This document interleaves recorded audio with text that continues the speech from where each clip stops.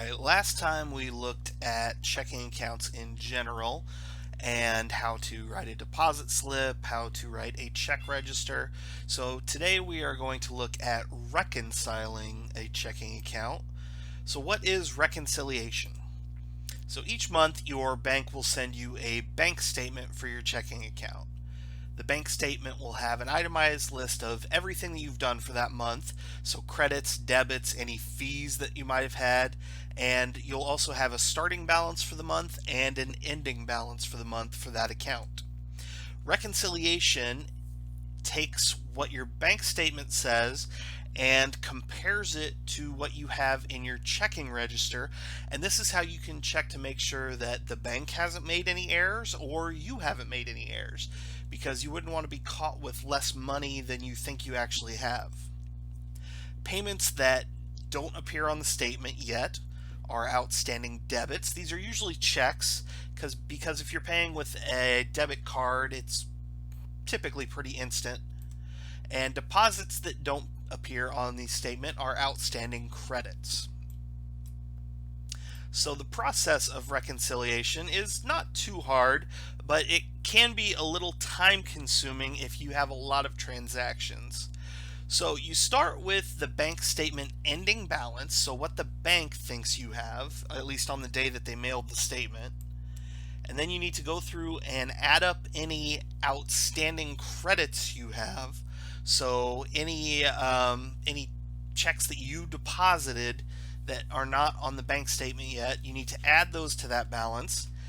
And then you need to go through and subtract any outstanding debits. So this is usually checks that you have written that haven't cleared yet. Subtract those from the ending balance. And then compare, after you add and then subtract, compare this balance to the balance in your checking register. If the two balances are equal, then you can say that you have reconciled your checking account for the month. There are no errors to be found and everything is good. If the two balances are not equal, there is an error somewhere. It's usually arithmetic, like you added or subtracted something wrong. You get in a hurry, it happens sometimes, but occasionally the bank has made a mistake, or occasionally you make a mistake. So this is something that you need to figure out so you don't get caught with less money than you think you have.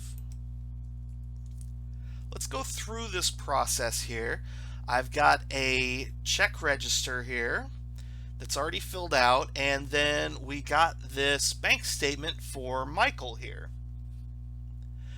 This check mark column is an easy way to show us what has already been reconciled.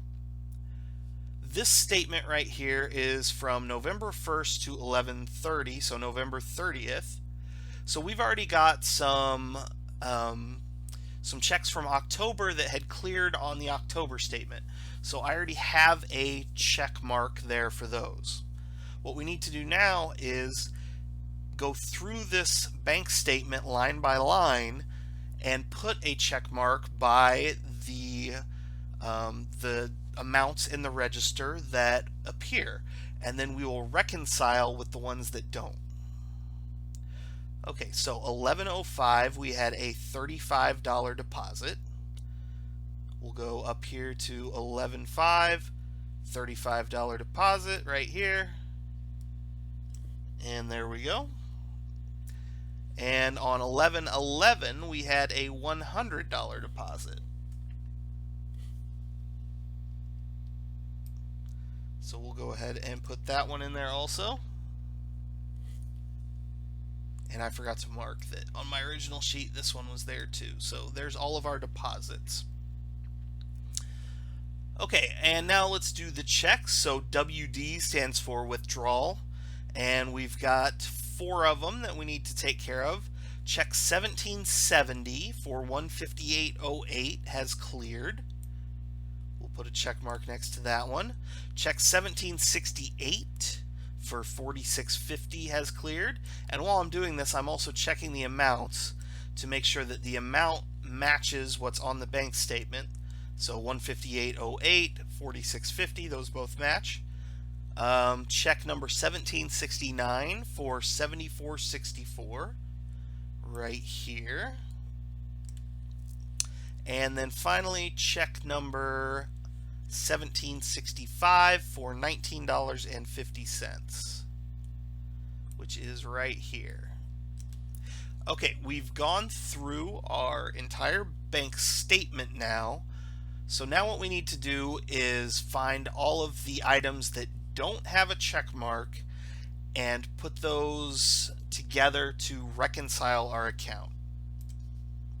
We'll start with outstanding credits. So any deposits that we have that have not gone through yet. So we'll go down the deposit column. This one's gone through, this one, and this one.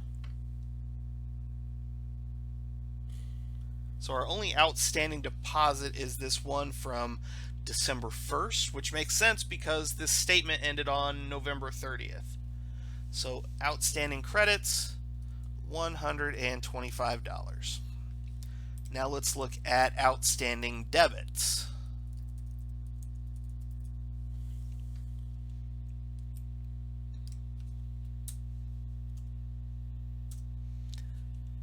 Okay, we'll start from the top. So we've got check number 1763 for $50. So I'll just put 1763 and then $50. I don't know why my font just changed. How odd. Not that it matters. And then we'll go down the list until we get to check number 1767 for $18.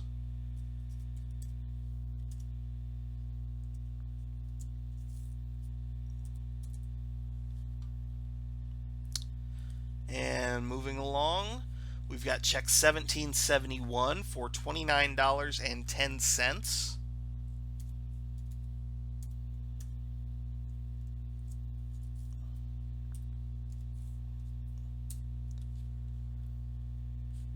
And check 1772 for $15. So this guy writes a lot of checks, which means that you have to be more careful when reconciling because, like I said, if you use a lot of debit card, your bank statement matches pretty easily because the debit card stuff goes through instantly, usually. So our total outstanding debits here are going to come to, let's see, we add all these up, we get $112.10. So now what we need to do is reconcile. So our starting balance, or I should say our ending balance,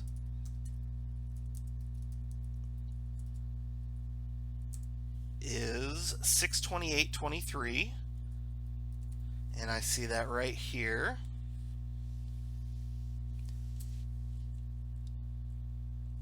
And we need to add $125 from our outstanding credits, and then we need to subtract $112.10 from our outstanding debits. So our reconciled balance